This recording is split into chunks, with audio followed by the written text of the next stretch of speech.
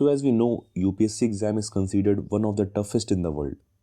इसमें note making एक बहुत ही ज़्यादा इंपॉर्टेंट रोल प्ले करता है, ना सिर्फ यूपीएससी एग्जाम में बल्कि बाकी जितने भी अदर कॉम्पिटिटिव एग्जाम्स हैं उन सभी में नोट मेकिंग बहुत ही ज़्यादा इंपॉर्टेंट है, जिसको इग्नोर नहीं किया जा सकता। क्योंकि इतनी सारी बुक्स होती हैं पढ़ने को, आप उनको कॉन्स्टेंटली रिवाइज नहीं कर सकते, तो इसलिए नोट मेकिंग बहुत ज़रूरी है। एग्जाम से कुछ दिन पहले आप उनको मल्टीपल टाइम्स रिवाइज कर सकते हैं और इससे एग्जाम में जो कट ऑफ है उसको क्लियर करने की प्रोबेबिलिटी बढ़ जाती है। मेंस का एग्जाम हो उसमें तो और ज़रूरी है, आप पॉइंटर्स बना लेंगे पहले से, तो जब डी डे होगा आपका एग्ज़ाम डे होगा तो आप पैनिक नहीं करेंगे। तो आगे बढ़ते हैं, हम समझते हैं कि जो नोट मेकिंग है ये है क्या। तो नोट मेकिंग में बेसिकली आप क्या करते हैं, जो भी इंपॉर्टेंट कीवर्ड्स है, डेटा है, फैक्ट है और रेलिवेंट इन्फॉर्मेशन है, उनको आप समराइज़ करते हो और प्रिसाइज और कंसाइज फॉर्म में उनको आप कहीं एक जगह लिख लेते हो।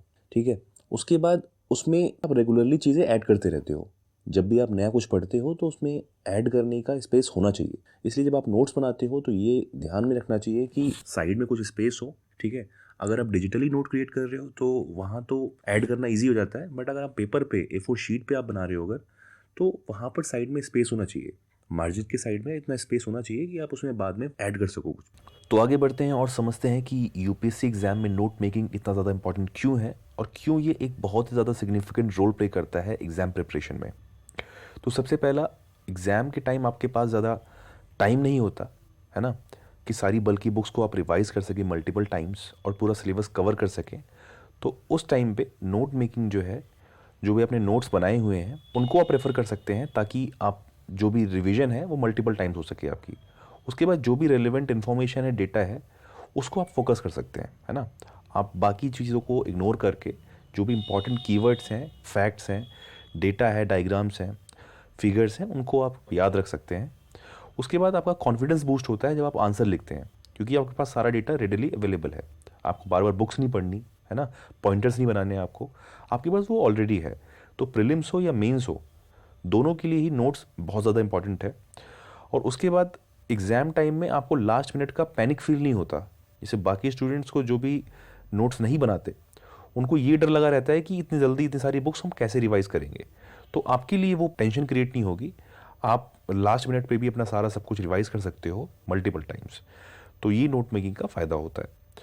उसके बाद आगे बढ़ते हैं और देखते हैं कि क्या चीज़ें हैं जो हमें अवॉइड करनी है ना। क्या हमको अवॉइड करना है नोट्स बनाते हुए। तो सबसे पहले तो माइंडलेस कॉपी पेस्टिंग नहीं करनी है आपको। जो भी चीज़ें आपने पढ़ी उसको आपने दोबारा एक बुक क्रिएट कर दी, तो ये नहीं करना। और दूसरी चीज़ जो हमें याद रखनी है वो है कि जो रिव्यूइंग का प्रोसेस है उसको प्रोक्रेस्टिनेट नहीं करना।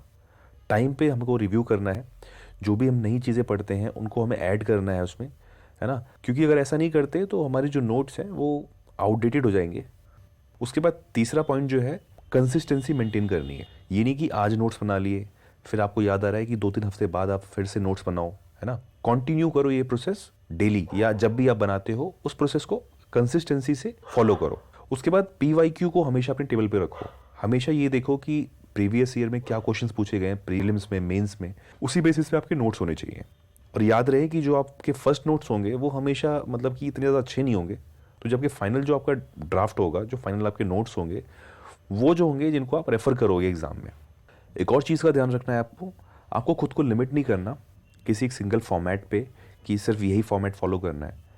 हमेशा नई नई चीज़ों को देखते रहो। जैसे कि माइंड मैप आप बना लिया आपने नोट्स में कहीं, है ना, कहीं चार्ट्स बना लिए, कहीं ग्राफ का यूज़ कर लिया, कहीं फ्लैश कार्ड्स बना लिए, है ना, कहीं आपने फ्लो चार्ट बना लिया, कहीं पॉइंटर्स बना लिया। तो देखते रहो, नए नए एक्सपेरिमेंट्स करते रहो नोट्स के साथ। हर किसी के नोट्स डिफरेंट होते हैं।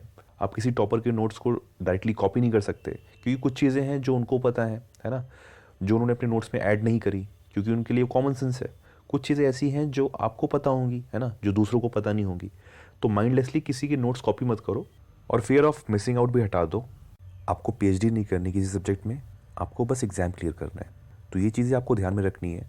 और जो नोट्स होने चाहिए आपके, वो आपकी खुद की लैंग्वेज में होने चाहिए। So all right for today. अगर आपको ये वीडियो यूज़फुल लगी हो और इन्फॉर्मेटिव लगी हो तो इस चैनल को सब्सक्राइब करें और इस वीडियो को लाइक एंड शेयर करें। Thank you.